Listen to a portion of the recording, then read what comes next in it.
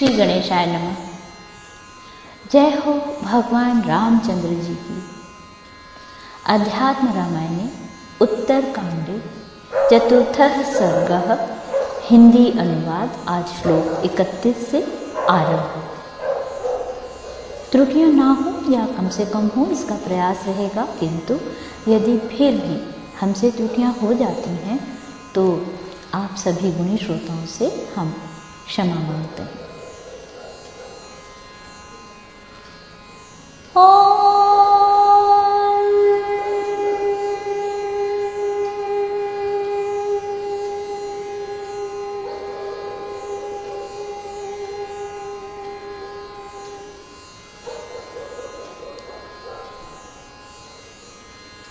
साध्वी सीता जी भी उनके हृदय का रुख परखने वाली थीं। उन्होंने अपने प्रेम, आज्ञा पालन, नम्रता, इंद्रिय संयम, लज्जा और भीरुता आदि गुणों से पति का मन हर लिया था। श्लोक 31। एक दिन श्री रघुनाथ जी अपने क्रीड़ावन के संपूर्ण भोगों से संपन्न भवन में एकांत में सुखपूर्वक बैठे थे। उनके शरीर की आभा नीलमणि के समान थी। वे दिव्य भूषणों से भूषित थे। उनका मुख प्रसन्न और भाव गंभीर था तथा वे विद्युत पुंज के समान देदीप्यमान पीतांबर धारण किए थे। उस समय सर्वालंकार सुसज्जिता कमल दल लोचना श्री सीता जी ने अपने कर कमलों से रघुनाथ जी की चरण सेवा करते हुए उनसे कहा, हे देवाधिदेव, हे जगन्नाथ, हे सनातन परमात्मन, हे चिदानंद स्वरूप, हे आदि मध्य और अंत से रहित सबके कारण, हे देव। देवताओं ने आकर मुझसे एकांत में बहुत कुछ प्रार्थना करते हुए आपके वैकुंठ पधारने के विषय में कहा है। वे कहते हैं कि तुझ चिच्छक्ति से युक्त होकर ही राम हम सबको और अपने सनातन स्थान वैकुंठ को छोड़कर पृथ्वी तल में ठहरे हुए हैं।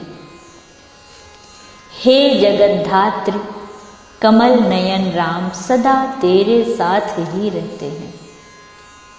यदि तू पहले वैकुंठ को चली जाए तो श्री रघुनाथ जी भी वहां आकर हमें सनाथ कर देंगे। मुझसे उन्होंने इस प्रकार कहा, सो मैंने आपको सुना दिया। हे प्रभु, मेरा कोई आदेश तो है नहीं।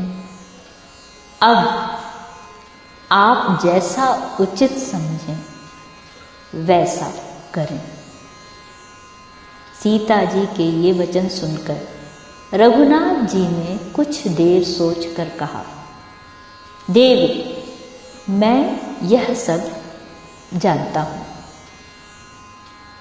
उसके लिए मैं तुम्हें उपाय बतलाता हूं। मैं तुमसे संबंध रखने वाले लोकापवाद के मिश्र से तुम्हें लोक निंदा से डरने वाले अन्य पुरुषों के समान वन में त्याग दूंगा। वहां श्री वाल्मीकि जी के आश्रम के पास तुम्हारे 2 बालक होंगे। श्लोक 42।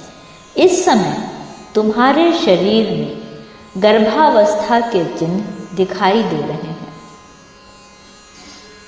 बालकों के उत्पन्न होने पर तुम मेरे पास फिर आओगी और लोगों की प्रतीति के लिए आदर पूर्वक शपथ करके तुरंत ही पृथ्वी के फटने पर उसके छिद्र द्वारा वैकुंठ को चली जाओगी। पीछे मैं भी वहां आ जाऊंगा।